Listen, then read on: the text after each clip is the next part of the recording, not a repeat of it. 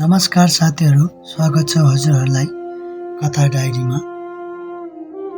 खै के भए, कसैले बुझ्न नसकेको पात्र भए म। वास्तविकताको अर्थ नै बेग्लै, कसलाई कल्पना मात्र भए म। सबैले सोध्ने अनेकौं हजार प्रश्न भए म। स्मरण नै गर्न धेरै गाह्रो, गणित कुनै सूत्र भए म। बाहिरको मलाई अब कुनै चासो रहेन, आफ्नै कोठाभित्र मात्र भए म। मलाई एक्लै अनि एकान्तको खोजी थियो, त्यसैले उसकै मित्र भए म।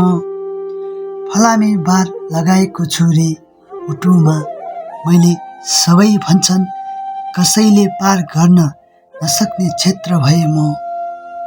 कमसे कम केही त भएछु, कसैको नजरमा फेरि कोर्न नसकिने चित्र भए म।